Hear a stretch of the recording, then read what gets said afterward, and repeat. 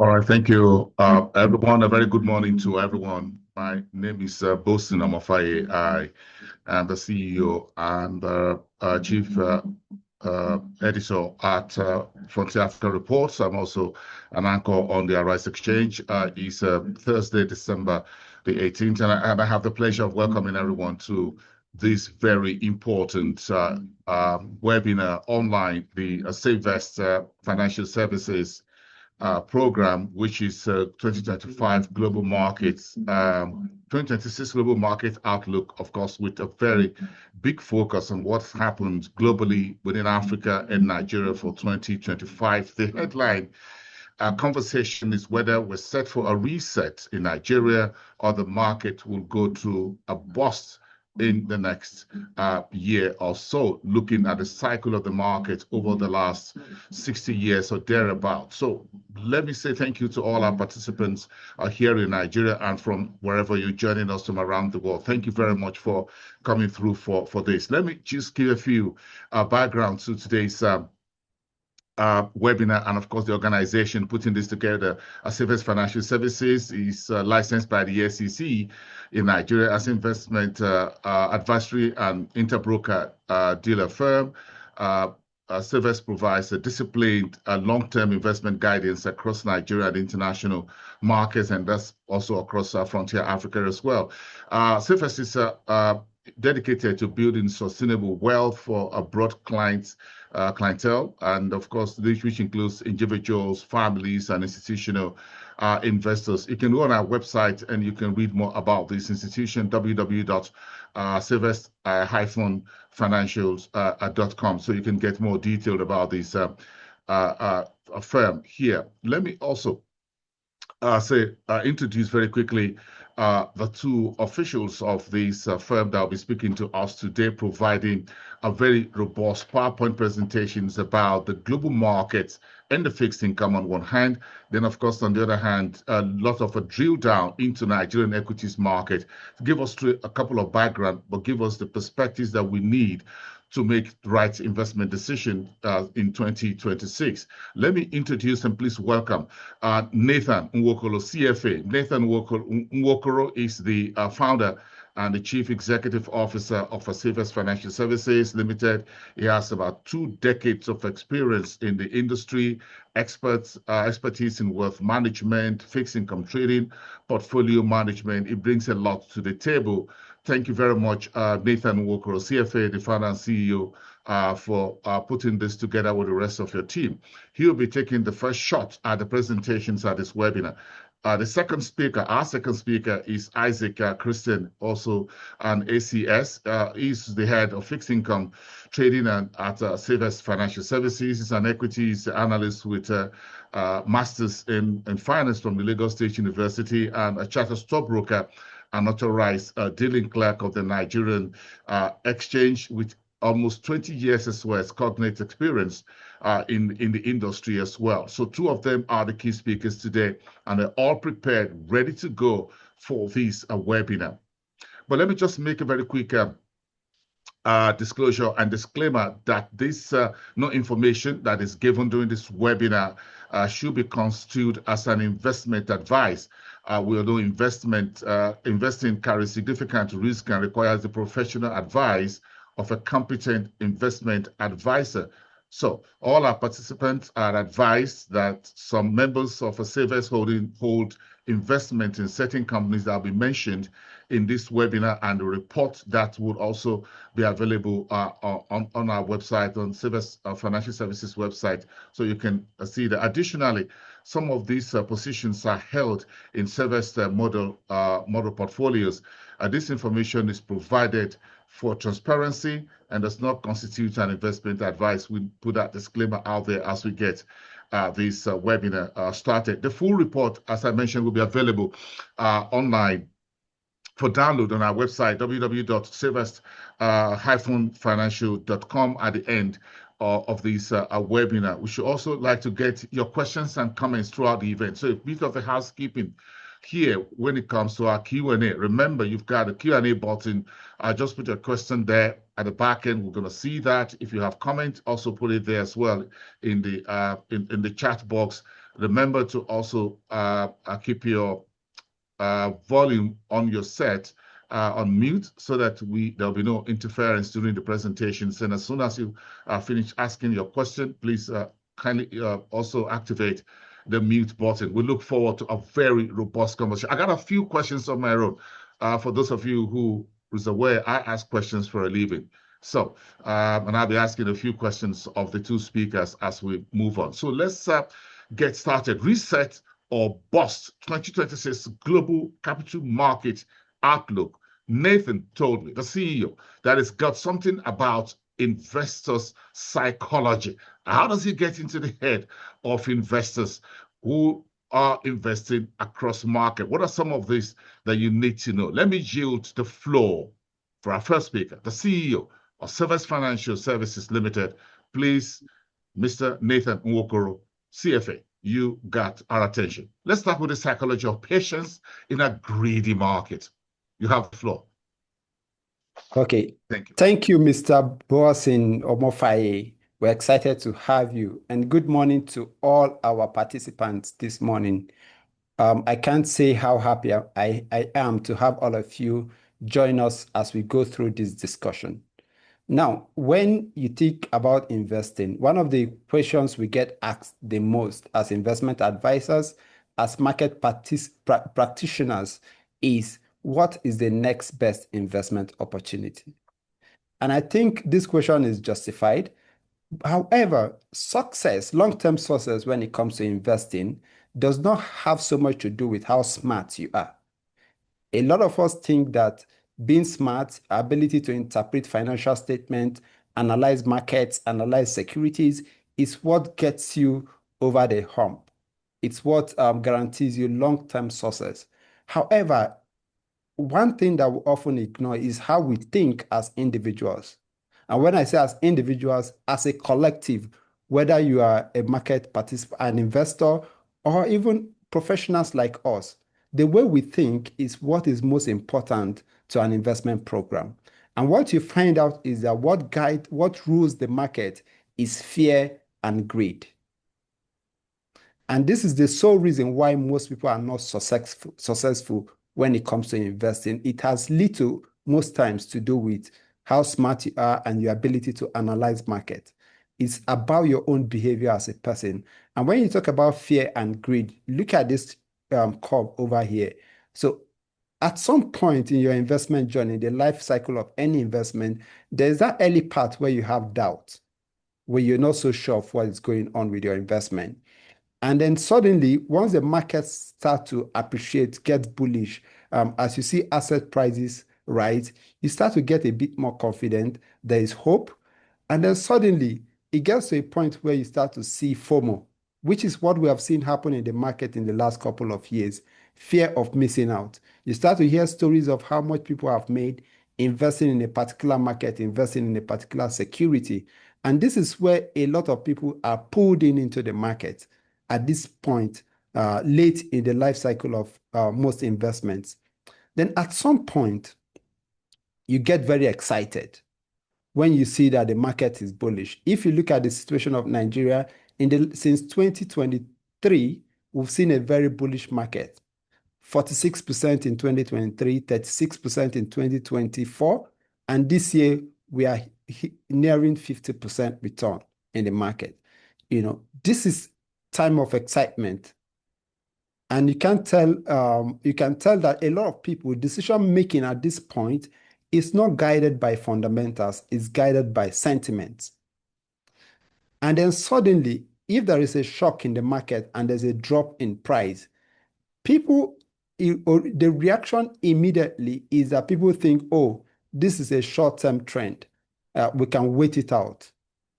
And that's the point where investors have overconfidence. But as market starts to draw down, anxiety sets in, and then panic selling and agony. So most times, people truncate their own investment program, not because they lack intelligence, but because your greed and your emotions as a human being gets the better of you. And if you look at the next chart we have here, when you think about investing, There's a difference between expectation and reality. Now, your expectation as an investor is that you're going to have a linear progression in the value of your investment. Chidal, you can take it to the next slide. So as an investor, our expectation going in is that we are going to have a linear movement. However, that is not the reality. That is not how markets function. The way markets function is that you have these up and down movements throughout the life of any investment. Market goes up and down, up and down. It's not linear. And so as an investor, you have to have the patience to wait out all the volatility that the market is going to throw at you. Now, all of this is far easier said than done. It's easier said than done. When it comes to practice, this is where it gets the most difficult. So what we preach at Savers is that we adopt a systematic approach when it comes to investing. We allow our decision to be driven by data. So for all of our clients, we have set out a strategic asset allocation for them. And this strategic asset allocation is what guides our long-term decision making. It's not the movement of the market that guides our decision. Sometimes when I speak to clients, especially during market drawdown or a rapid movement in market prices, I try to, it appears as if I water down the conversation. And that is because I do not overreact. We try not to overreact to current market trends. We defer always to the client's long-term objective. What is your strategic asset allocation? And even for a lot of professionals amongst us, when you see short-term market movement, you see guys deviate from their long-term strategy. The only way you can avoid that deviation from your long-term strategy is to allow yourself to be guided by data, by your long-term investment objective. I'll yield the floor back to Boasin at this point to guide us through the next phase of the discussion. Okay, thank you so much, Nathan, for providing that background in terms of what you call invest the psychology of patience in the market. Patience is needed, and you just strike the nail on the head. Look, it's all about use of data. Guided by data, sentiment has little or no place in the market. So don't get just fearful or get too greedy. Be guided by data, and use of data is very important. I love that very well. There'll also be cycles in the market, but I tell everyone, as Nathan put it, patience is important. We need to learn how to cultivate that at the marketplace. So let's use data, and of course, you can get Savers will give you a lot of that data to walk through their portfolio, whatever they're doing. All they're doing here are the financial services company through an investment company using very important data. Now, let's begin to sink our teeth into the meat of the webinar. Let me, and I introduced earlier, Isaac Christian, an ACS, who is the head of fixed income trading here at Sylvester Financial Services, to walk us through what will be the equities market. And I'm sure most of our participants are looking to hear from him. Let me yield the floor to Isaac to bring us up to speed on that and share with us those very robust set of infographics that you prepared, you and your team, and I just can't wait to share this with my participants this morning. You've got the floor, Isaac. Thank you very much, Mr. Boasin Omofai. It's good to see you, yes. Thank you. It's great having you around. And thank you, our viewers from all over the world, from Nigeria and diaspora.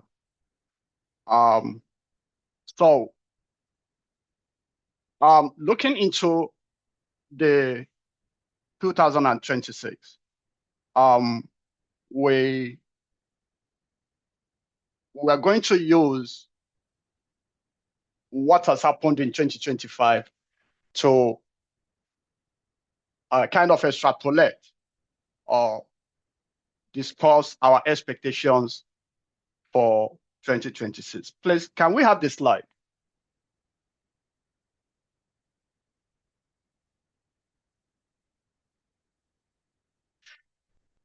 Can we have the slide?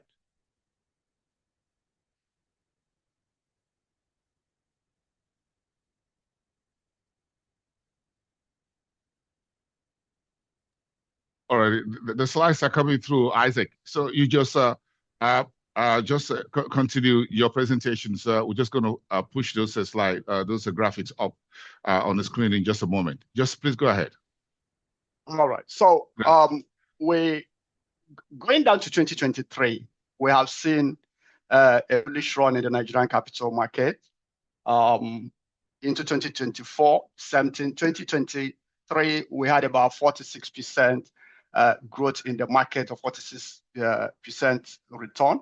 Last year, we had about 36%. And this year, we're already somewhere around 47%. In fact, we had gotten to, as at October 22nd this year, we had gotten to about 49%, return from the equities market in Nigeria. So we do want to see if this trend is likely to continue, or whether there is going to be a reset going into the coming year. And not just for the Nigerian equities market. We also, like you have heard from the first speaker, that we're also considering events around the global market.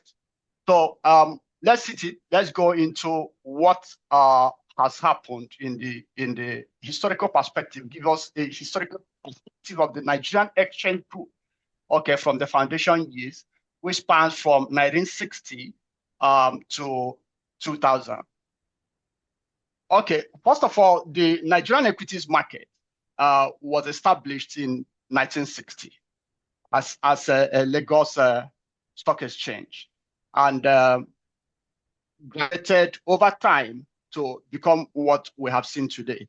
As a matter of fact, one of the indices that people look at if you're investing in any corporate organization is the number of years that that company or that establishment have lasted. So from the pedigree of the Nigerian equities market, Nigerian Stock Exchange, you can see that this is a company that, or an initiative that was better than 1960, but that has, remained relevant as a going concern up until the current year, 2025. So that's a whole lot of time. So between 1960 and 2000, a lot of things happened in the market. We had the domination of the banks and conglomerates and manufacturing giants. You know the times when we had a lot of textile companies in Nigeria. We had manual trading, okay, with minimal technology and low liquidity. That changed by the time we had, from some times around 1999, when Njokereke Onyike became the Director General of the Stock Exchange. A lot happened within then. Then we have listings, mostly from government securities, privatization programs. In fact, the first bond that was traded on the floor of the Nigerian Stock Exchange was the Bendel State Bond. Okay. And we have a participation mostly by institutional investors and high net worth individuals. Why? Because there was very limited opacity of knowledge about a capital market. So again, it is also within this period that you had the Odife panel that actually led to the formation of the Investment and Securities Act. It's also within this period that you had in 1972, the Nigerian Enterprise Promotion Decree, the Okibo panel report of 1975, which led the foundation for the establishment of the Securities and Exchange Commission in 1979. Okay, and of course, enhanced powers of SEC came in 1988, and a lot happened within that period. So going forward, let's look at the boom years and the crash. Between year 2000, 2001, and the other time, still within the second cycle, you have rapid economic expansion, strong GDP growth, and of course, we know the reason, because in 1999, we were back to a democracy with the former president, Olusegun Obasanjo, on the saddle. And a lot actually happened within that period. It was a period of transformation for Nigeria, and in particular, the banking sector. Okay, we saw the banking sector consolidation that was led by Professor Charles Soludo. Okay, and that was a reaction to what happened sometimes in around 1998-99, when some corporate executives flipped the banks. And you remember that Abacha, the former military president, now late, okay, had to clamp down on some of them, and most of them ran out of the country. So coming back into this second cycle, part of what led to the recapitalization agenda that was led by Professor Soludo was a reaction to the capital base deficit, okay, that was partly responsible for the collapse of most of those banks, as it were. And it was also at the same time reacting to the realities of the Basel Accord, which introduced the risk-based capital adequacy approach into the banking system. So that is that. Then within that period too, we had the financial crash, the global financial meltdown, as it were, that started not in Nigeria specifically, but from defaults in prime mortgage lending in America, but then cascaded down, into Europe and to Africa. Why did that happen? That tells us the interlocking nature of the global financial market, such that whatever is happening in America and the US and in advanced economies has, I will always have either positive or negative cofactor implications for the emerging markets and some other countries in the world. So to the third cycle, we have these are the period when we have seen regulatory reforms, slow growth, post-crisis stabilization. We saw the establishment of the AMCON, okay, which was to mop up, debt, okay, arising from toxic assets, okay, and managing them to see how certain balance sheets can be cleaned. Then you had 2004 oil price collapse and capital flight that happened. You had the 2016 recession and FX shortages, all of that, decline in new listings, with about 84 companies being delisted. I want to highlight the issue of the delisting of companies. All right. There are several reasons, most of them strategic, why some companies might get delisted. Sometimes companies are delisted because of regulatory issues, okay, where, for example, the capitalization of the banking sector saw a shrinking of the total number of banks from about 85 to 25, if I'm correct with that upper figure. But at the end of the capitalization, banks came down to as little as 25 banks. So it could be a regulatory reaction when regulators compel business entities to raise capital or show up their capital. And at the end of the day, they might not have the shareholders might not have sufficient funds to be able to muzzle that. So what do? They might go into mergers and acquisitions. And one of the things that mergers and acquisition would do to you, depending on whether it is a reverse merger or a normal merger, is that it might throw you out of the market. It might lead to a delisting as that particular company is swallowed by the bigger entity. So that's part of the reasons for delisting. Then another thing is that delisting can also be a strategic direction or initiative of the board of directors of a particular company. For example, if they're in a market and they went public, and at some point in time, they felt that they're no longer comfortable being in that market, either because of tight regulatory policies or because they are not meeting up. The share prices of the company is not also rising, because when share prices are not rising, it might affect the PEX or executive performance measurement. And to that extent, you see some of these companies delisting. So some of them also delist because they consider themselves to be a target, okay, for predators. Okay, so when their shares are locked in, when it is not exposed to public grabs by aggressive investors, okay, you're safer. But when your stocks are listed on the stock exchange, you might have a takeover. some people might be interested in your investment. We saw what happened with Transcorp when Femi Otedola, bought some shares. That news was all over the place, and that is what it is. Okay, so it's thing like that. So so that's part of the reasons for some of the reasons that organizations delist. Sometimes too, organizations might delist from a market because they have taken a corporate decision, a strategic decision to stop serving that market, maybe due to the economic climate or some other factors. Can we look at the next slide?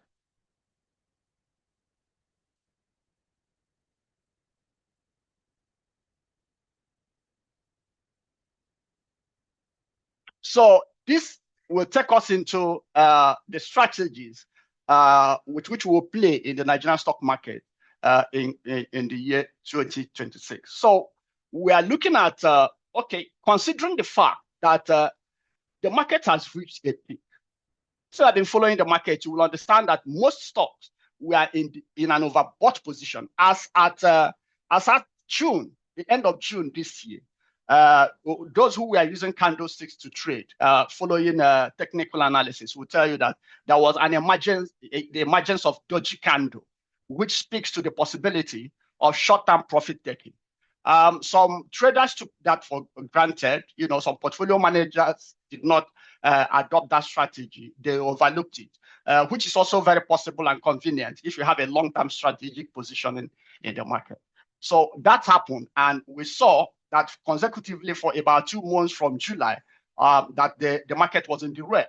Osha index drops drastically before converging again and rising as at 22nd of October to about 149 thousand index, and with the Osha with the market capitalization nearing almost about 95 or 97 trillion. So when you look at that, and the risk that the market poses for us in the coming year, we think that we should adopt an overweight strategy on large caps. So what are we talking about large caps? Studies have shown that whenever there is a market crash, the stock that suffered the most, the stock that has the lowest valuations in the market, are those ones are the small caps, the small cap stocks, and the mid-cap stocks. What do I mean by small cap stocks within the Nigerian equities market context? I'm talking about stocks that are trading at below 10 naira, the penny stocks of this world that investors, some people will run to and say, let me buy this stock when it is 1 naira 50 kobo. Man, by next month or in the next 1 year or so, it could rise to about 7 naira. I would have made 500, 300% return on investment. If you remember very well, that was the trigger, that was the plug when we had between 2006 and 2008, when there was that private placement regime in the capital market. You buy a stock for 75 kobo, 85 kobo, 1 naira. By the time it is listed, it has risen to 3 naira and all of that. So there was that, happening then in the market, and people actually leveraged it. But when the reverse was the case, a lot of people also burnt their fingers as a result of that. So reflecting on all of that, which is part of history, we are looking at investing in overweight agricultural sectors. We are talking about Presco and Okomo. And why are we talking about Presco and Okomo? We are talking about them because we have seen strategic acquisitions. For example, Presco TLC acquiring the Ghana Oil Company, or the Ghana Palm Oil Development Company, acquiring Oka and one other one, about 2 in Cross River State. We have also seen efficiency, cost operations efficiency.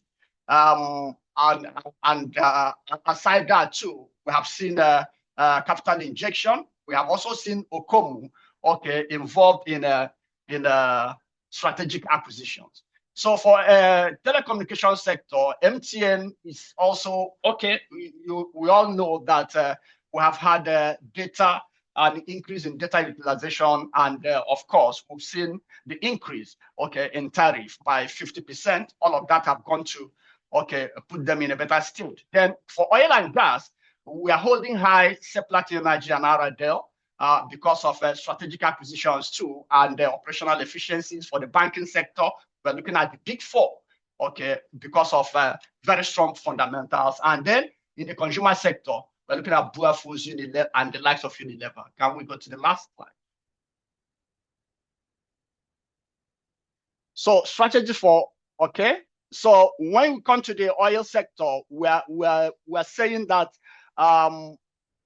we're focusing on the upstream sector. That's why we talked about Aradel and Seplat. Why we are low on downstream sector is because that sector currently is suffering some structural challenges. The petroleum bill, the new petroleum bill, has serial implications for the downstream sector, and with the entry of the big guy Dangote into that space, they already have some competition, very serious competition to deal with.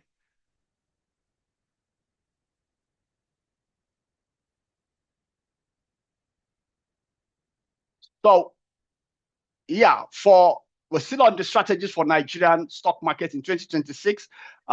We are looking at dividend earning capacity, because if you cannot have capital appreciation, the best way to go is for you to be sure that there is dividend return.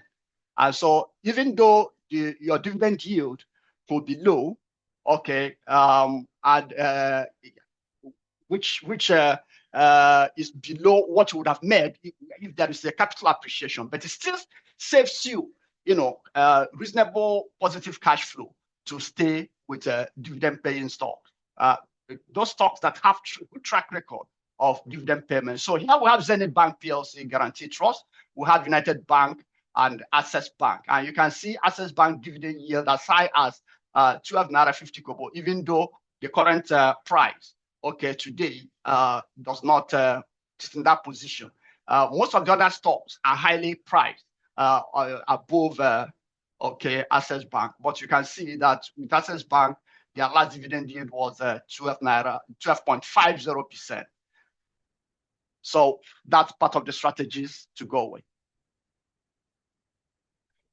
Okay, so for consumer goods sector, where we talked about Bua Food, Unilever, Nestle, and Dangote, we have seen the tailwind there, moderating inflation and FX stability. In fact, the stability in foreign exchange disparity, okay, has helped to douse tension in that sector.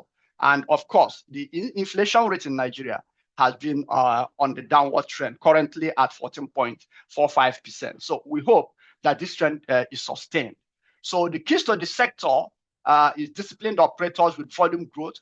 There is this we call they've developed multiple channels for the distribution of their products, and that again, what again speaks for them is the population, the teeming population of Nigeria that is put at above 230 million. Then distribution strength, Naira-based funding, and resilient balance sheet. Don't also forget that some of them have actually, done some engineering, developing indigenous capacity for sourcing from local raw materials.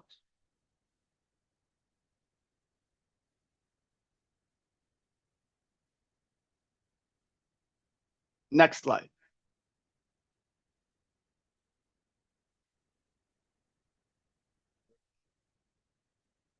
Thank you.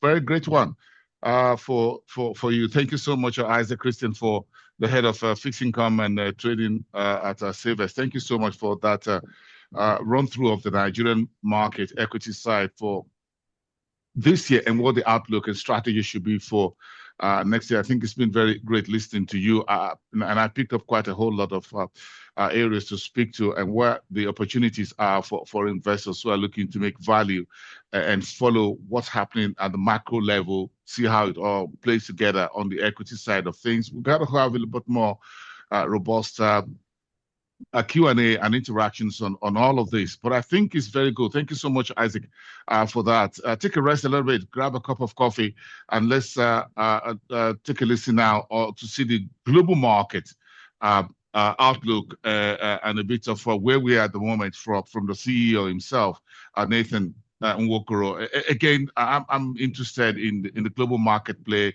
and see what where Africa stands in, where Nigeria stands in. There's a whole lot happening around AI, and I'm sure all our participants would have to key in how do I get the shares of Meta, Nvidia, and others? How do I grab some of these guys running around with hundreds of billions of dollars? Very juicy, as it were. But then there are concerns whether there's a bubble around the corner and what have you.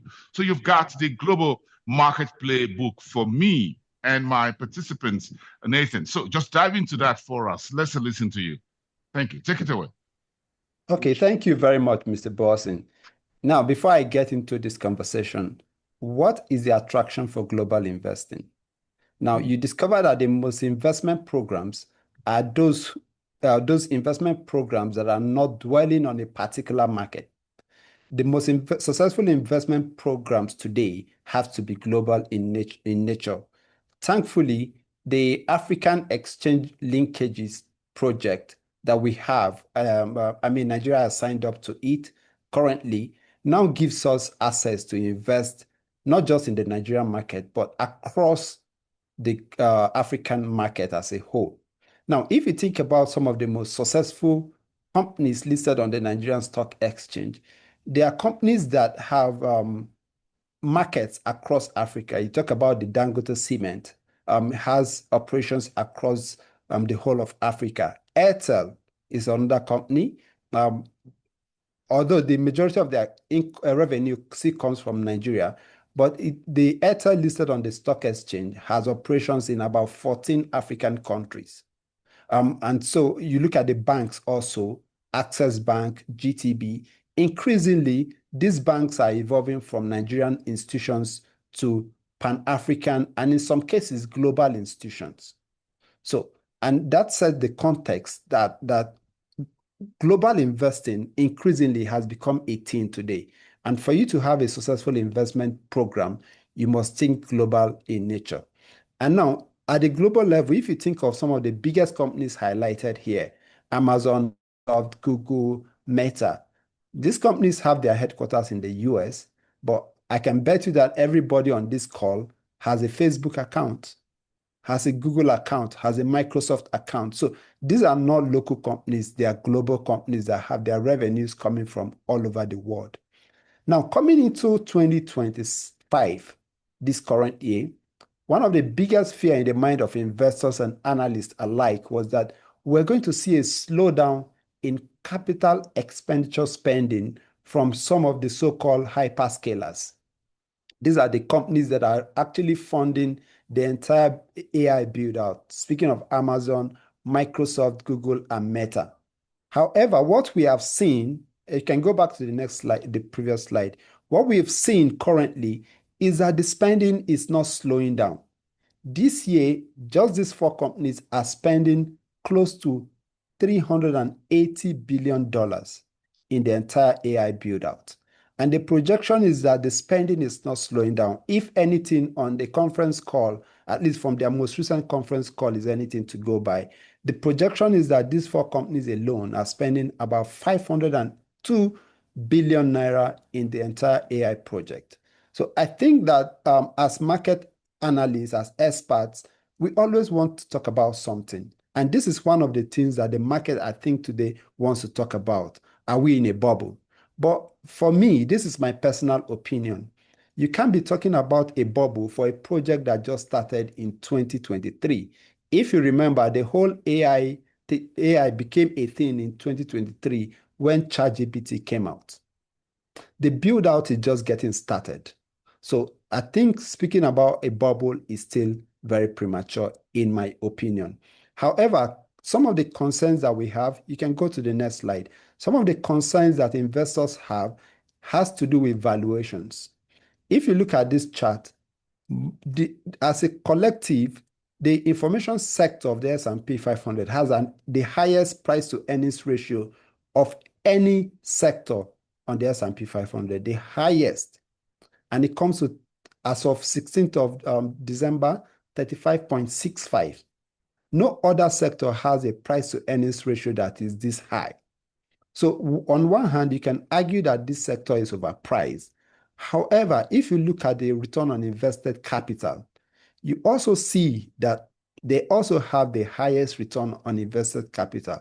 So in the nutshell, why these companies are spending a lot of money, why the market is excited about the prospects of AI in the coming years, the return on invested capital is also backing it up, and we are seeing it from consistent revenue growth. Most of the hyperscalers and the big AI names, if you have followed their conference call, quarterly earnings report, and by the way, as a firm, we don't like to dwell on quarterly earnings report. It's part of the things that leads to emotional and psychological issues for clients who overdwell on such numbers. Our program is long-term in nature, but of course, as market players, we have to listen to this call in any case to understand where each of these companies are at any point in time. So if you look at that, most of these companies have consistently beat earnings expectation over the last two years. They've consistently beat earnings expectation. And so if you compare this era with the dot-com bubble in the early 2000s, you see that during that era, most of these companies did not have the revenue to back it up. Most of the internet companies did not have the revenue to back it up, but it's not the same case today. In terms of price to earnings ratio, yes, it's overpriced. However, return on investment capital and revenue growth seems to justify the current valuations. On to the next one. Now, if you think about when Boasin was introducing the segment, he talked about most investors will be worried about how to play this AI game. Now, one thing is clear that we are still in the early phase of the build out. Who wins? We do not know, because what is AI about? Infusing human intelligence into different sectors. Who does it? Who does this the best? We do not know. It's still very early to know. The application is across several industries: healthcare, financial services, energy sector, manufacturing, just about every sector. If you're in a boardroom today, what is the one single thing every boardroom is discussing? Technology, AI, how to improve processes. Now, the sector, the industry that wins this race at the end of the day, we do not know. However, they say in a gold rush, you sell picks and shovels. So our strategy at this point for 2026 is to focus on the hyperscalers, because what is the commonality among all of these? They have capital, immense capital. They have a large user base. So monetizing AI may not necessarily be an issue for them.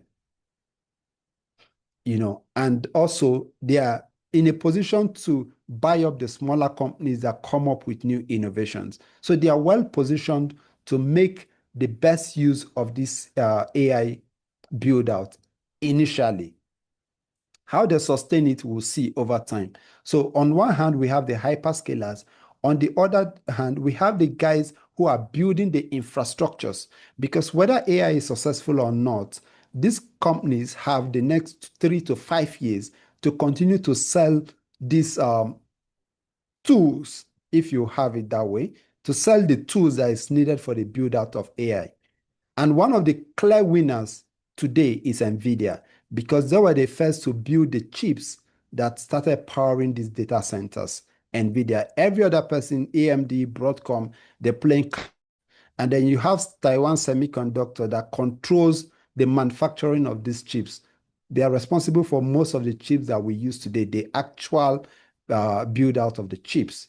So for us, hardware is a segment that is going to be in play for the next 3 to 5 years. One can argue that these AI scaling enablers have maybe 3 to 5 years to maximize revenue. After that, we'll see what happens. And then you talk about cybersecurity. Now that we are migrating to cloud technology, everything is on cloud. There's focus on security. to prevent hackers from accessing systems. Then you're looking at CrowdStrike, Palo Alto Networks. And then one thing with the AI, these data centers, is that they are very power hungry.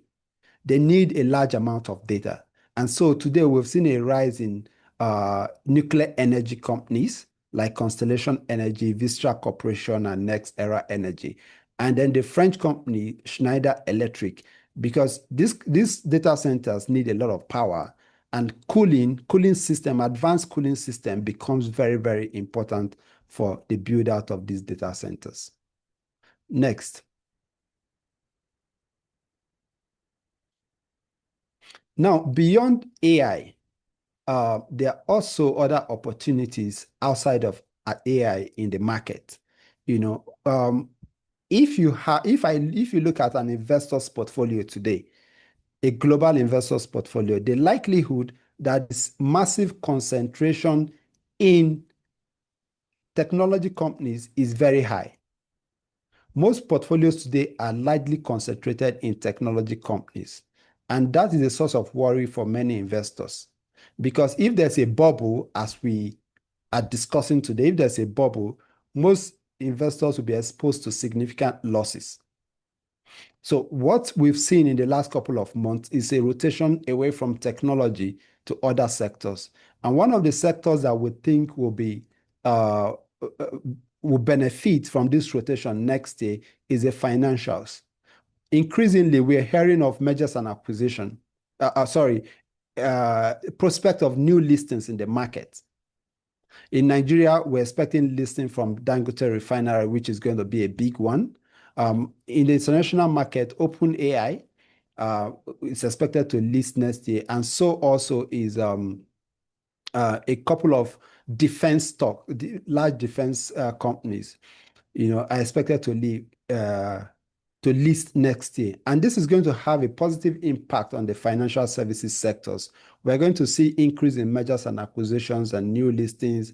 Of course, the rise in global investing today has drawn in a lot of young people into the market in a way we've not seen in recent years. So all of this is going to rub off on the trading revenue for this financial services company. And also industrials, energies, and utilities. I also mentioned the rising need for power. And also we've seen a couple of bills from the US. The American First policy today is going to impact positively on the industrials and energy sector, at least in the next couple of years, 2-3 years down the line. So increasingly, we are seeing opportunities outside of AI, even in the US. And then when you go international, outside of the US, talking of the emerging markets, if you look at the background to economic growth, global economic growth today, most of the growth that we are expected to see in 2026 is expected to come from emerging markets and Sub-Saharan Africa. The world growth is projected to be around 3.4%. Most of that is coming from emerging market and Sub-Saharan Africa. So increasingly, we are seeing attention shifting from the US to emerging market to other markets outside of Sub-Saharan Africa. It's also interesting to note that in the previous years, the US market had consistently outperformed other global markets. But that changed within this 2025. And expectedly, that trend is expected to continue in 2026. So a lot of portfolio managers are increasingly having allocation outside of the US. And to specifics, we are seeing rapid investments across Japan, Middle East, which wasn't a factor so much before now. But again, we've seen a lot of investment in AI, especially from Saudi Arabia and United Arab Emirates. Then, of course, in Europe, you can't ignore sectors like pharmaceuticals, clean energy, and luxury goods, where you have Louis Vuitton, in spite of the fact that growth in Europe is expected to still remain low, below 2%.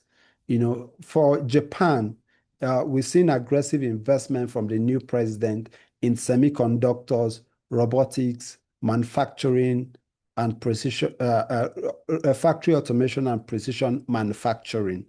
Then, of course, Brazil, you have the fintech companies like Mercado Libre. We have a positive outlook for that company and some of the commodities and agri-export companies in Japan. One country that we expect to benefit immensely from the ongoing trade war between US and China is India. Because of their proximity to the Asian market, a lot of companies today are beginning to set up in India to take advantage of their teeming population and IT infrastructures. So in India, there's a lot of interest in IT infrastructure, digital infrastructure, and their pharmaceutical industry. Next. So in the nutshell, if you're looking at the global capital market, a lot is playing out in that space, the global capital market. One of the issues that most investors had was concentration of portfolio in the US market, and not just in the US market, but in the technology sector. So one of the strategy for us this year is to reduce that concentration. Yes, we are not in an AI bubble. However, the risks are ever present. And if you know anything about the technology sector, is the fact that the stocks in that market are very, very volatile.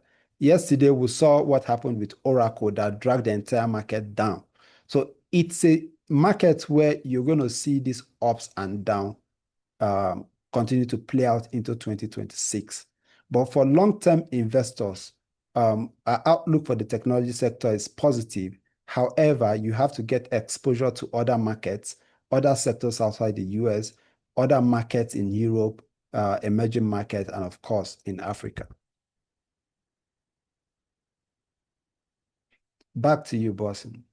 Oh, that's beautifully presented. Thank you so much, Nathan Nwokoro, the founder and CEO of Safest Financial Services Limited. Thank you so much for that. I guess the next, I'm sure I'm beginning to see questions coming in through the Q&A box, and I love some of the questions that are coming in. I think everyone is getting fired up with these presentations by Nathan and Isaac. But before we go through the Q&A, before we go through the rest of the presentations, let me just say whether we can take one or two questions so that we can get our participants to ask further questions across other areas of the presentations. We've listened to your psychology of investing, Nathan, as a curtain raiser. Then after that, we listened to, we heard from Isaac regarding the Nigerian equities markets with a bit of a historical background and the outlook for next year.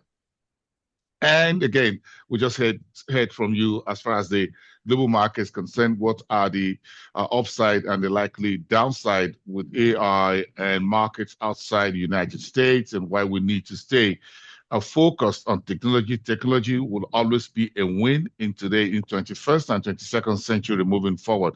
So you can't go wrong with technology, as it were. Well, let me just take two of the questions that are here, and I'm going to ask the first question to Isaac very quickly, and then the second to Nathan.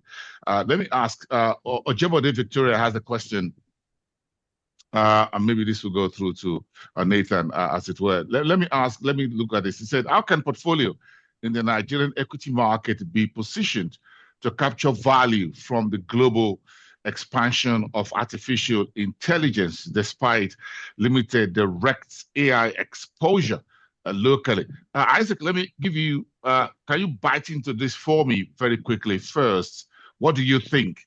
Do you think we have companies in the Nigerian equities market that can position to capture value from the global expansion of AI? Oh, okay. The reality is that the Nigerian economy is very far away from the adoption of AI. A lot of capital is involved in developing AI infrastructure. But having said that, we also know that there are, for the banks, okay, for the companies in the banking sector and some of the large caps in the oil and gas sector. Of course, a company like Dangote that we're expecting to come on board are using AI facilities for monitoring of and tracking of activities within their space.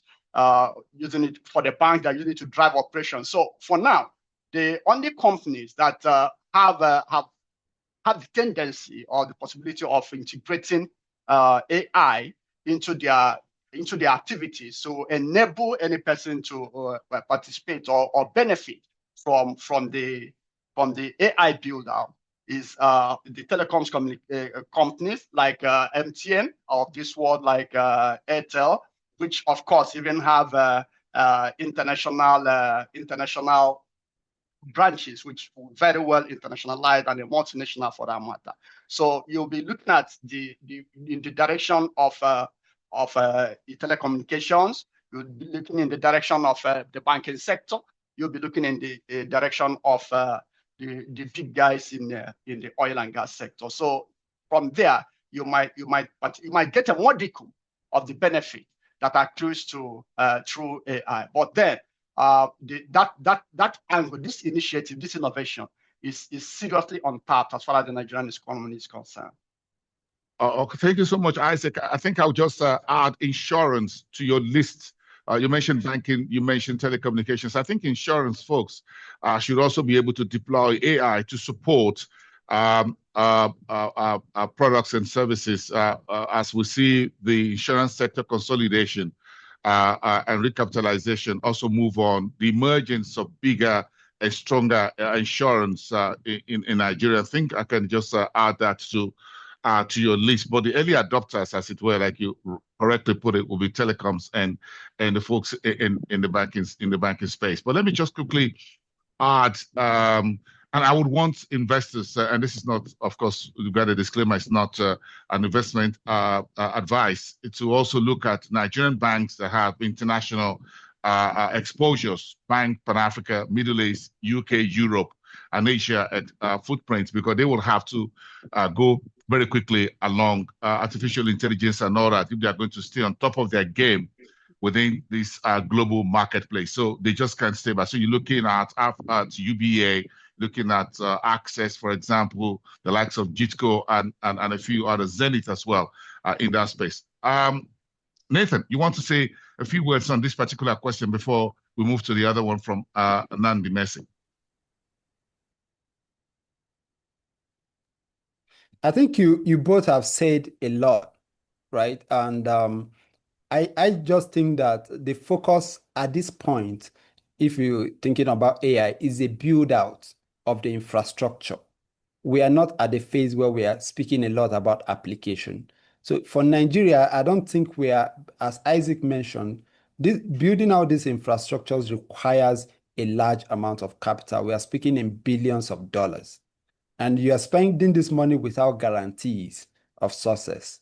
So I don't think there are companies in Nigeria that have such kind of capital to deploy without guarantees. Where we think, as you have rightly said, is application. How is AI applied in different industries? And as you rightly pointed out, banking, I think, is where we're going to see a lot of application, telecommunication, and of course, insurance. So for Nigerian companies, it's more about application as opposed to the build out. Yeah, I think we need to start thinking of the build out as well. Even though, like you rightly put it in your presentation, there's a whole lot of money involved in a lot of cash needed to do infrastructure, energy space. Ask the folks in Ethiopia. They are digging into that and they can see all of that. But again, it's still early days. We need to get on the train. Let me thank you, my speakers, for that. Let's take the next question from Nandi Mercy. He said, given that the S&P 500 energy sector has delivered the lowest year-to-date return, that's below 6%, and valuation concerns ahead of an expected portfolio repositioning early 2026, that the sector's underperformance present a compelling opportunity to increase portfolio allocation, particularly in the light of rising AI-driven demand for power and energy infrastructure. That goes to you, Nathan, when you look at where Europe and the Northern Hemisphere is at the moment when it comes to the issue of power and energy infrastructure, the war in Ukraine, Europe trying to de-link its energy dependence on Russia, as it were, and all of that.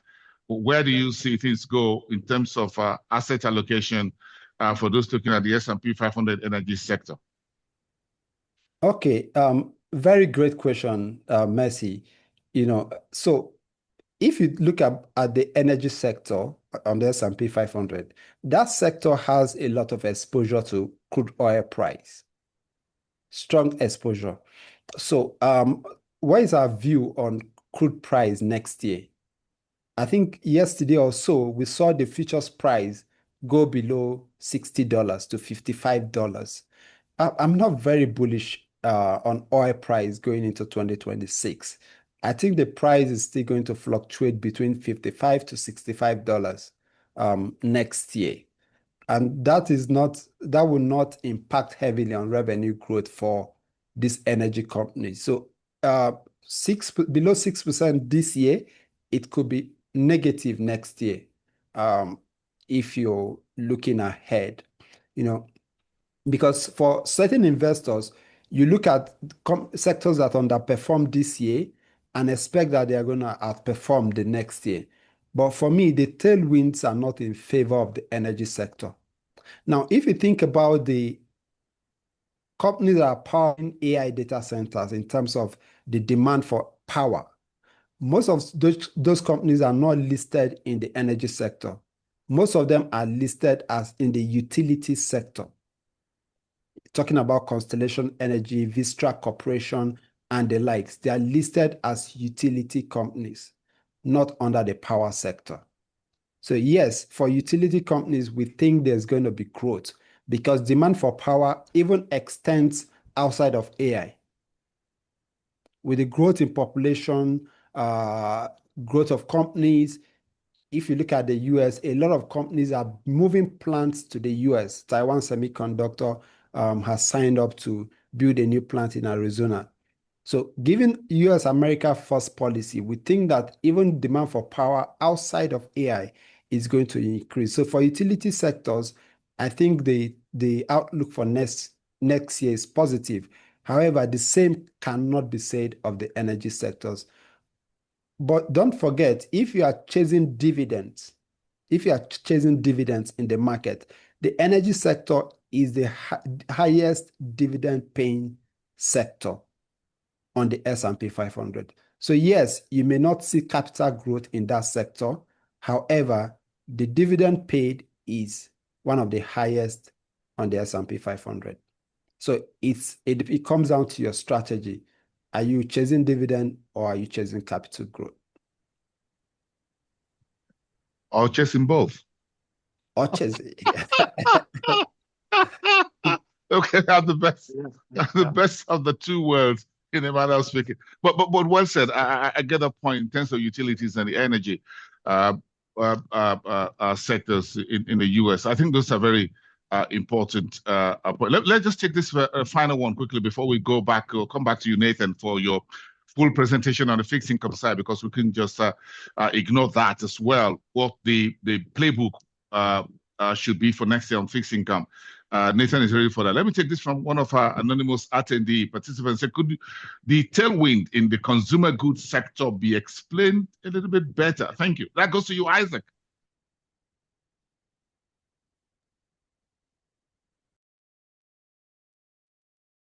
Yeah. Talking about the tailwind, when we talk about headwinds, we are talking about challenges. When we're talking about tailwind, we are talking about favorable macroeconomic conditions. While we're talking about, when we say moderating inflation can positively impact the bottom line for the companies in the consumer sectors, we are saying that with moderating inflation, the purchasing power is further enhanced. Disposable income for individuals is further enhanced. So people are in a position to buy more of their products. So if people are in a position to buy more of their products, what happens? That means that their sales will witness growth. With moderating inflation, we also expect that that will have a positive effect on the cost of capital. So if they have to borrow money, okay, for expansion or for acquisition of raw materials and all that, that means that their finance cost in their balance sheet will be trending downwards. So if you also look at FX stability, let me say the better we are with foreign exchange, the better for this company. So because they also import some of their raw materials, which they for the services and products that they provide to their consumers. So FX stability, moderating inflation, all have positive implications for this company, and we have seen all of this, playing out in the right direction. So that is why we say that these are tailwinds for this organization. Okay, so Nathan, thank you so much for providing that comment. Do you see the bigger opportunities in the consumer goods space in Nigeria when you look at population increasing, especially youth, young population that would need more consumer goods, for example, from Indomie, well, sorry, not doing advertisement for any product, from spaghetti to whatever, to tomato, folks who are just moving, consuming, very big hunger in terms of those of us who are getting older are watching what we eat on a daily basis. Well, you got a young population in Nigeria, they're just consuming everything on the go. So do you see the big upside here for the consumer goods in Nigeria because of population that is very young and still growing, very strong appetite? Then, of course, you've got government policies and actions around agriculture. For example, the government wants to do a lot more around livestock, for example, industry. They want to see a whole lot more in terms of agriculture, agro-allied, as it were, beyond palm oil, Okomo, and the rest of them. Unilever just announced a few days ago they're still back in Africa. They're not exiting. That's some good news. So do you think my participants, our clientele, should keep one permanent eye on the consumer goods space 2026 even into 2027 and beyond? Definitely. One of the things we are looking at, our analyst position about 2026 and going into 2027, is that the consumer goods sector will be beneficiaries. Why do they say that? They think that consumer spending will be higher because there will be some funds flowing as a result of politics, the election, forthcoming election, and all of that. If you go to most of the maybe supermarkets or the groceries where you buy your necessaries, okay, you will see a shift in what I call a shifting consumption pattern. You'll see most of the guys, the younger population, come in there. They more like don't bother cooking at home. They come in, buy their junk foods and buy biscuits, whatever it is, both boys and girls. You can actually see that there is a shifting consumption pattern, and that favors very much the companies in the consumer goods sector. And again, you that juxtapose that with the fact that the Nigerian population, the demography favors is 70%, okay, positively skewed in the direction of the young ones. So you find out that there is a market. The consumer goods sector has a very population, a very market to attend to, and all of this will definitely rub off positively to their sales and then to their bottom line. So as far as the big boys are concerned, Unilever, Nestle, Boa Foods, Dangote Sugar, in terms of dividend and capital appreciation, Isaac, you think this should remain in at least in everyone's portfolio, as it were? Yeah, that these are part of the stock that should be in the portfolio as far as consumer goods sector is concerned. And so just a quick one there before we move on. And again, you've seen emerging portfolio of conglomerates in Nigeria that are indigenous. Is that something to share about, just to have a few say about those historical cycles you said? We've seen the evolution of conglomerates names in Nigeria from the likes of USC and Nigeria in 10, 20, 30, 40, 50 50 years ago to the likes of Transcore and others now. Do you think we've seen an emergence, the Dangote Industries example, that are indigenous to Nigeria as something that you can say that we've had some great development in the market over the last cycles? Definitely, that is very, very obvious. Even with the Unilever that we're talking about here, we have seen a lot, most of Nigerians, coming up at the level of the board. Okay, and when you talk about Bua Food, Bua is an indigenous company, wholly indigenous company. Dangote Sugar is a wholly indigenous company, and this contrasts sharply with what we had, several years in the past when that very environment was dominated by foreign companies. So the pendulum is swinging to the favor of domestic ownership. Just recently, Tantalizers even acquired an interest in a Chi Capri Sun. Okay, and if we need to mention that. So you can see that there is a shift, there is a change that is coming up as far as the dominance of that industry is concerned. So Nigeria is actually coming up. There is a revolution.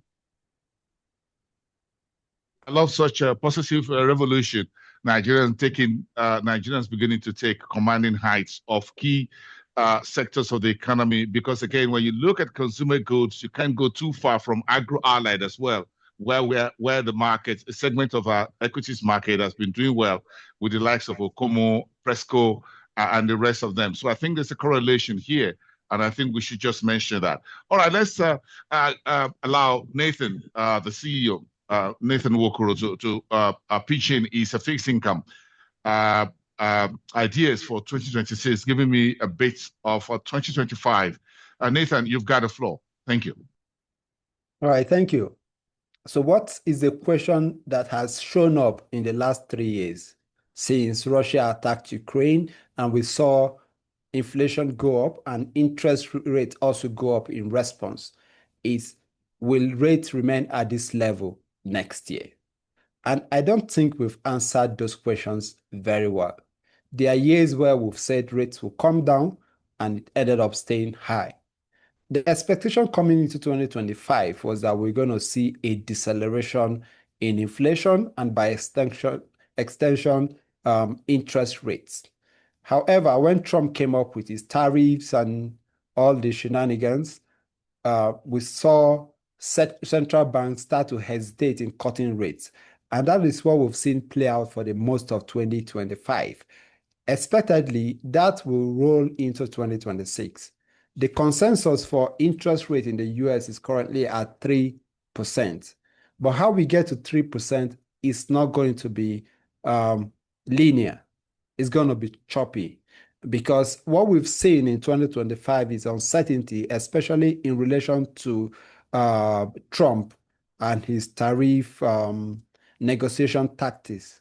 So it's going to be choppy going into 2026. But what we think with rates is that rates are likely going to remain elevated around above 15% for most of 2026. And the reason is simple. Inflation is trending downwards, but still very sticky globally. We saw Nigeria inflation come down to 14.45%.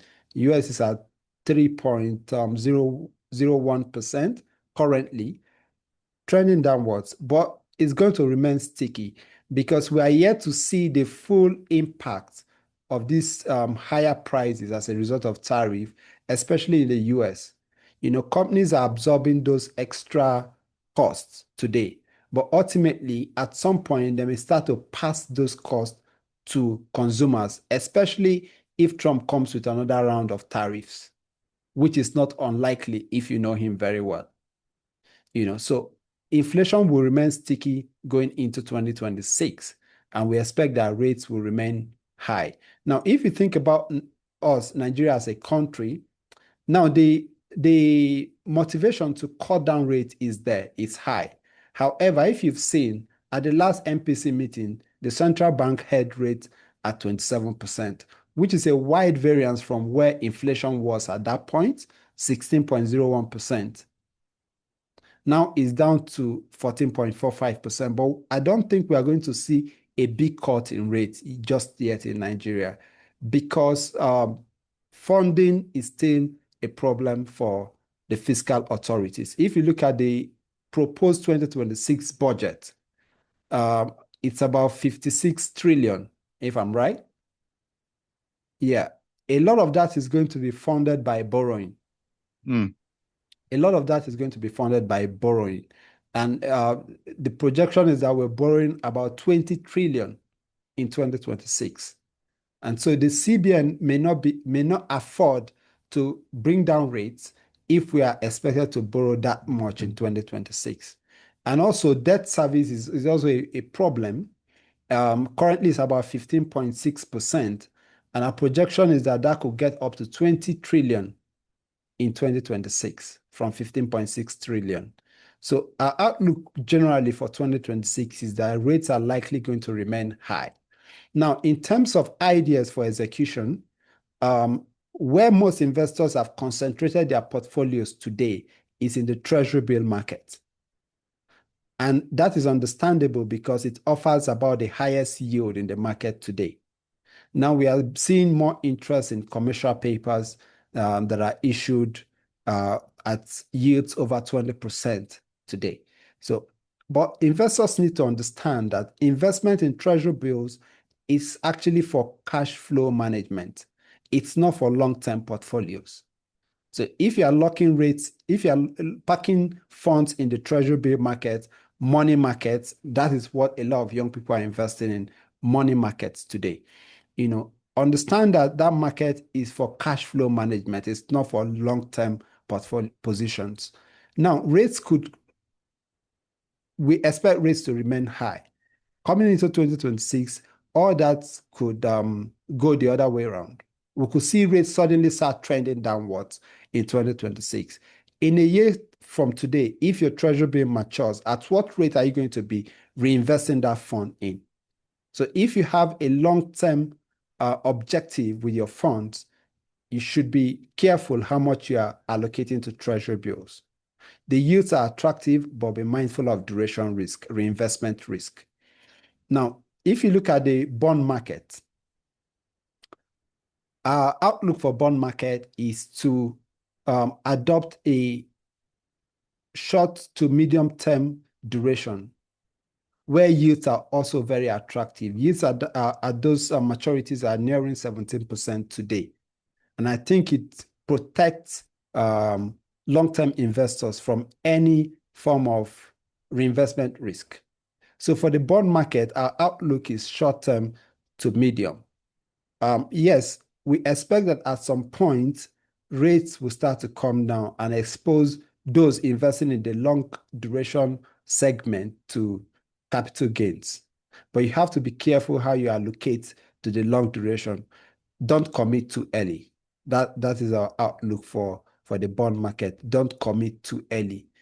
And then where investors need to be careful about is the Eurobond market. I mean, that market became very popular between 2023 and 2024 when we saw massive devaluation of the Naira.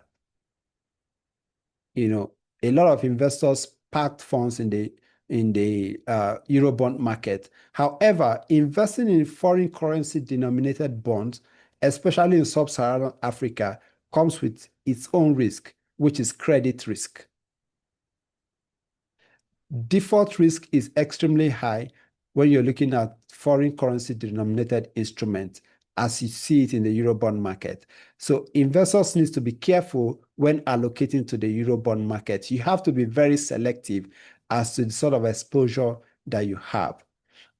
Credit risk is everything. We've seen that from Ghana. We've seen that from Zambia in the last couple of years. Things could suddenly go south. And liquidity is also an issue. Once you hear any negative news, suddenly you are not able to exit that market. So investors need to be very selective when it comes to investing in the Eurobond market. And we preach diversification. You can't preach that enough with the Eurobond segment. I wouldn't recommend locking in into one sovereign bond. You have to be diversified across the range. The opportunities in Nigeria, the opportunities in Angola, and a few African countries, but we'll preach diversification across sovereigns and also across corporates. There are a few corporate Eurobonds out there that you can use to achieve diversification. So in the nutshell for us, for fixed income market, we expect rates to remain a bit elevated in 2026, but you have to keep your long-term strategy in mind. Are you investing for the long term? If you're investing for the long term, you need to increase allocation to long-term, short to medium-term bonds. If you want currency diversification, you can have some allocation to Euro bonds. But when selecting Euro bonds, you have to be careful and mindful of credit risk. It could be a problem. Especially in West Africa, we've seen some sort of political risk in West Africa. You're talking about the activities of jihadists across the Sahel, and then the rise of military regimes in Burkina Faso, Mali, and Niger.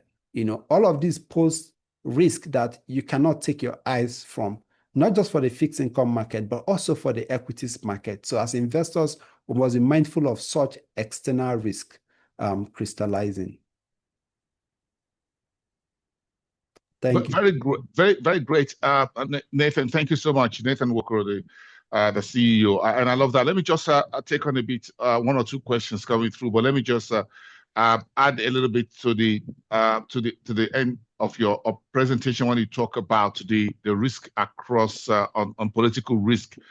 Again, look at the developments in West Africa. So that means that investors should begin to consider regions or sovereigns across Africa where there's a bit more of a political stability, for example. I guess that's what you say, because if you look at the East African community bearing the latest developments in Tanzania with the election of President Samia Suluhu Hassan, but again, you look at countries such as Kenya, for example, Rwanda, and a few others with a measure of political stability. The DR Congo is also in the market as we speak, within that region as well.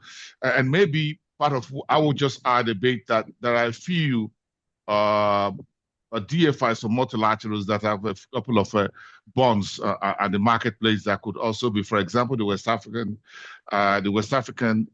Investment and Development Bank, for example, and a few others that hold some very good bonds that investors could be attractive to investors as well. I love that story, and I love the cautionary notes that you place there on what you call the credit risk that could suddenly crystallize. We've seen Ghana in the past few years, Zambia, for example. They're trying to rejig their credit portfolio to international and local investors. We've seen a bit of stability over the past 1 year or thereabout, but they're not yet out of the woods yet as we are right now ending the year 2025. So again, things look pretty okay for now because of the high level of prices of commodities, gold, platinum, and a few others, aluminum and all that. Silver is doing around $66 an ounce, up by more than 100% so far. So it looks like a bit of a good time, but then commodity price downturn could also happen. So one needs to be very careful. Thank you very much for that. I just want to ask a question, Nathan, around the Trump tariff and inflation and interest rate. From where we are now, is it safe to say that President Trump is done, quote and unquote, and mind my words, done as it were, with firing too many tariff salvos, as it were, and now let's say the heat is out, or as it were, but then everybody's now trying to adjust to his style of Trump tariff firings, and then we can begin to navigate that moving forward. Is it safe to say that we can look at that? Okay. I don't know if I will toe that line to say we are out of the woods when it comes to rounds of tariffs.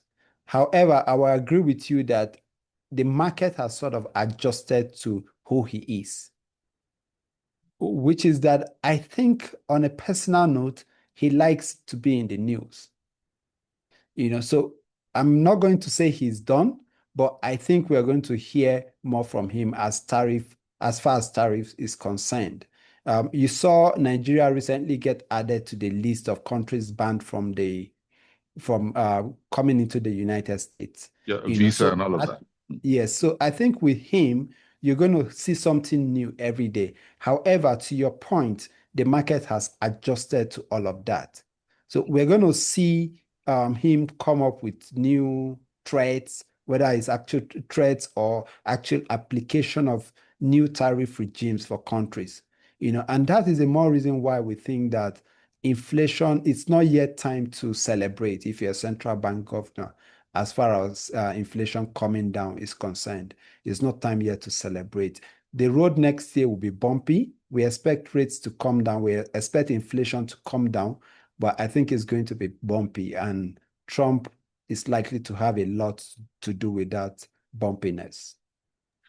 Okay, great. Also, let me just add to that. If we bring it back home to Nigeria in terms of all the news around our fiscal space as we speak, the 2024 budget is going back to the drawing board in the manner of speaking, and then we don't have a clarity as to 2026 budget. 2025 is one leg here, the other here. So when you look at this, as it were, is that part of your cautionary note as to how the central bank the MPC, in a manner of speaking, will decide moving forward? Do you think the current issues around the budget and what have you will give the MPC some cautionary notes as they move into the early meetings for next year, in terms of, and you think it will keep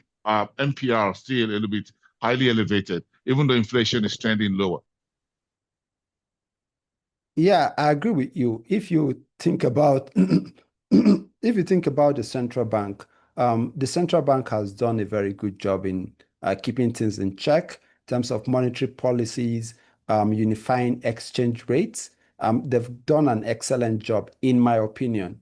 I'm not campaigning for them, but I think we all agree that the central bank has done a good job. However, where I think the majority of our issues is also the fiscal side. We are not seeing that level of coordination that supports the monetary policies of the central bank. And it's that coordination we are looking at going into 2026. We would like to see better coordination from the fiscal authorities. As you rightly noted, I heard from the meeting of the Minister of Finance with the Senate that they were rolling about 70% of the 2025 budget into 2026. I'm struggling to understand what that means. Are we running two budgets, or I don't know what that means. I'm also struggling to understand. Yeah. Right now. So we need a bit more clarity from the fiscal authority. Side. Yeah, so until we have that sync between the monetary and fiscal authorities, I don't think we are out of the wood in terms of bringing down inflation and also seeing interest rates come down. And the market really needs to see rates come down. At 27%, economic growth is still very, very fragile. We are at 3.98% today. Now, if you juxtapose that to where we were in the 2000s, between 2000 and 2009, and we're growing on an average of over 6% between that period. So today, one of the headwinds for investors today is the level of economic growth, the level of the GDP. So it's so important what the CBN does in 2026 has impact on both the stock market and the fixed income market. So to your point, we need to see better coordination between the monetary and the fiscal authorities going into 2026. Okay, great. So we've got, thank you, Nathan. We've got one of our participants asking this question. Caleb Raymond is asking, it's a bit lengthy, so you're going to take time to go through it. With Nigeria's headline inflation having eased largely due to adjustments to the commodity basket rather than a meaningful improvement in real consumer purchasing power alongside 2026 shaping up as a pre-election year. And I got it in my head earlier. Tax reforms increasingly viewed as political maneuvering. Do you foresee sustained stability and investors' confidence in the NGX into 2026? That's a bullet question. I love all the angles. Inflation, purchasing power, and then you've got the tax. We haven't spoken to that. We need to take a bit of that on board within the time we have. And then the whole sustained stability, investor confidence. Do you have concerns? Okay, yeah, as you noted, very great question. And if you look at, I mentioned the difference between the current level of inflation and the monetary policy rate. The gap is extremely wide. And the expectation is that if we are seeing inflation trend downwards, policy rates should also trend as much as inflation has trended downwards. But the CBN is not able to do that because of some of the other factors that we have highlighted on the fiscal side. Poor transmission of these monetary policies to the real economy. You noted one very important point, which is the real purchasing power. Your cutting rates, how does it transmit to the macro level of the economy? I think these are big questions. And to your point about tax, and I think this is one thing we haven't talked about enough today, how tax is likely going to elevate the price level going into 2026. Because if I have to charge my customers VAT, ultimately someone is paying for it. Consumers at the end of the food chain will ultimately be the ones paying for these added costs. So it's going to likely have an impact on inflation and what CBN does with monetary policy rates going into 2026. I think the path is going to be choppy. Yeah. If you put all of this together, stability is not the word I would use for 2026. Is to say that it's going to be choppy going into 2026, trying to pull all of this together from the monetary side, from the fiscal side, the budget, tax, the new tax regime, and all of that is going to be choppy going into 2026. And then you throw in commodity prices, which you alluded to earlier on. Commodity prices had good performance in 2025. Are we going to see the same level of performance in 2026? I doubt. Okay, thank you, Nathan. Let me allow Isaac to weigh in on the tax outlook for 2026 with the new tax reforms and what that would mean for those who are investing in equities. I'm sure our participants want to hear your views on that from Safest Financial. Isaac, coming in here, please, quickly. You have just about a few minutes. It is all right. We're not going to look at the whole new tax initiative as it were for want of time here.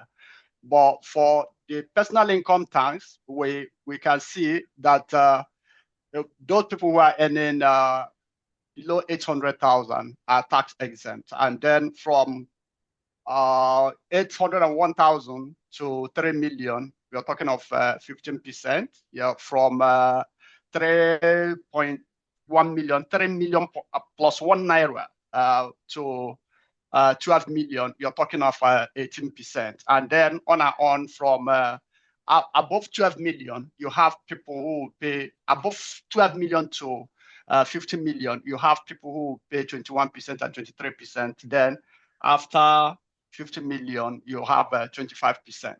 There are many other adjustments to that tax policy, which is very, very good. For example, where you have for loss of work, for loss of job or disability, you can get 50 million, and it is zero taxation. Then the ability to also recover your VAT, okay, is there. Then you talk about the withholding tax. This one will be something we've been suffering from before, right before now, with respect to investment in the capital market.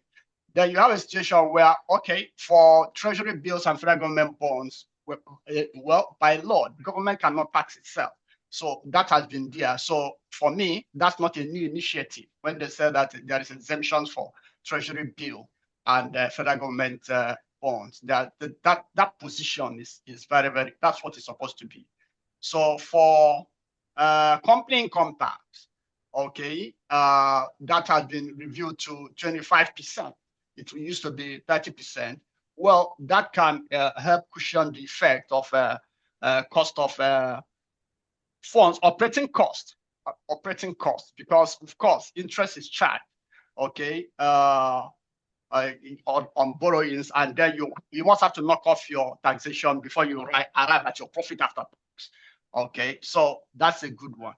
Then for the capital gains tax, which is where we are connected because of investment in the capital market, that is supposed to follow, or also follow your where you are as far as the tax bracket is concerned. If your tax bracket, if you fall under 800,000, okay, you are also going to be tax exempt.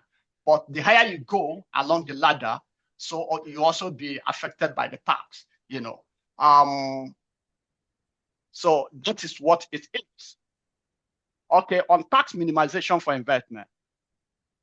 You have tax laws have changed now and directly apply to digital assets. Yeah, people who are doing cryptocurrency will have to pay tax, okay, and short-term instruments such as T-bills. Number two, tax loss harvesting now works as a cost minimization strategy. The tax loss harvesting, which affects even when you have losses on capital gains, when you have losses on equities investment, okay, when you have bought goods that are vatable, okay, which you need to, trading in order to reduce your tax. That involves, for individuals, that will involve specialized tax advice, because Nigerians are not very, very much aware of some of these things, but going forward, we believe that they will, as they should. We want to, this will necessitate, proper documentation. You need to keep documents. If you want to go and buy something, and in fact, that's also going to throw up an increased use of data, okay, or of the phone as a means of transfer, because you're using your phone to make your transfers. For you to be able to record those money, so we'll see a situation where the use of cash for transactions would be reduced. If you want to take advantage of some of these tax loss harvesting, then you will have to do more with digital purchases. Then avoid portfolio churn. You don't just buy and sell. Churning means a situation where you're buying and selling equities just because you want to earn income. In fact, that's an infraction. Professionally speaking, that's an infraction. If you have to advise clients to buy stocks and sell, buy and sell, just because you want to earn commissions. So right now, we'll see a situation where churning will not be, will not carry a cost, okay, that will be detrimental, to the investor, and nobody wants to go into it. What this also means is that there's the retention of patient capital. This development is likely to weed out, most of the speculative investors. When I'm talking about speculative investors, people who want to come in with some money and run away in the next 1 or 2 months from the capital market, we're going to see all of that play out. It's also important to mention at this point that, when you're talking about the Money Laundering Act, okay, you see that there is what we call delayering, the process of delayering and integration, placement, delayering and integration. So some of illicit funds that find themselves, okay, into the capital market, okay, but are destined, okay, that come in and go, and create this volatility in the market and panic, will now not be directed towards this source. Because if you have a situation where the money that you are importing into the capital market is not going to stay. It's not patient capital. It does not have a long-term orientation, which is in tandem with the fundamental establishment of the capital market. That means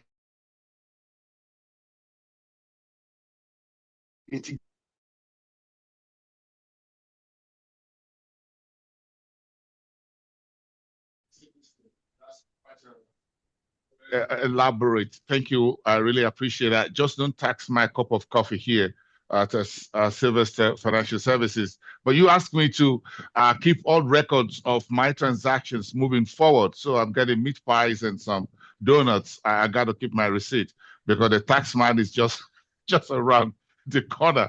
Gone are those days when I think this is just going to help all of us keep financial transactions up to date in Nigeria. Data. And we need all of that. Thank you for those explanations around how the tax regime coming through next year will impact corporate individuals. And again, more important, the investment market for both fixed income and equities. Thank you so much. We'll take just one last reaction. And I just want Nathan and Isaac to give me your closing remarks in just about 1 minute each so that I don't keep my participants waiting any longer than necessary. And this is coming from Caleb Raymond. With interest rate cuts in Nigeria strongly expected to begin next year, marking what will be the first easing cycle in many years, how do you expect fixed income investors, many of whom have never experienced a domestic rate cutting environment, to position their portfolio and adjust risk appetite heading into next year? And Nathan, you've got about 1 minute on that very quickly. Thank you. Okay, so what we consider at Savers most important in any investment program is your long-term outlook. What is your long-term objective? So we don't like to make decisions based on short-term sentiments. So every investment program must be disciplined and have a long-term outlook. So for us, what matters the most is your long-term outlook. When it comes to the fixed income market, yes, there are possibilities that we're going to see a rate cut, but as we noted, interest rates will remain elevated going into 2026. How you play that, how you use all of that in your portfolio context comes down to your long-term objective. You have to be disciplined, and this is where the choice between going short with treasury bills and going long with bonds comes to play. If you have a long-term outlook, if you're saving towards a long-term goal, then you should be doing bonds, locking in the rates. If you are saving this money for house rent in 2026, then you should not be doing bonds, you should be doing treasury bills. Thank you. All right. Thank you so much, Nathan Nwokoro, CFA, the founder and CEO at Savers Financial Services. Thank you very much for your presentations today. Let me say a very big thank you to you and the rest of your team for putting this together. Isaac Christian, AACS, who is the head of fixed income trading at Savers Financial Services. We also say a very big thank you for those presentations. Let me say a very big thank you to my participants, all of you who stayed online over the last 2 hours for this webinar, Reset or Boss 2026 Global Markets Outlook, as well as Nigeria equities and fixed income, both global and local, as well as Sub-Saharan Africa. We thank everyone for staying with us on this program for today as we look into the end of the year and the new year. Please remember that this presentation package will be available. The full report just been unveiled, launched today officially by Savers Financial, will be available on the website. Once again, that is www.savest-financial.com. Let me take that again, www.savest-financial.com. You can just once you register for this particular event, you're going to get that in your email box. Our team will be sending that right at the end of this webinar. We'll love to get your questions and comments also as to some of the things you've heard through this webinar, and we would like to get in touch with the financial and investment services firm for further clarity on their investment advice and all of that. All that can be provided on a client-by-client basis. Thank you very much, everyone, for being part of this webinar. I appreciate your time. Thanks for sticking around. I'll see you next time, everyone, as always. Shall we? Thank you so much, Savers Financial, for bringing this up towards the end of the year. Everyone, do have a great day. Enjoy the rest of the day, the week, and the rest of the year. And as we look forward to a new year, 2026. Thank you so much. I am Bosin Namafaye, and I'm signing out on behalf of Savers Financial Services Limited. Arrivederci.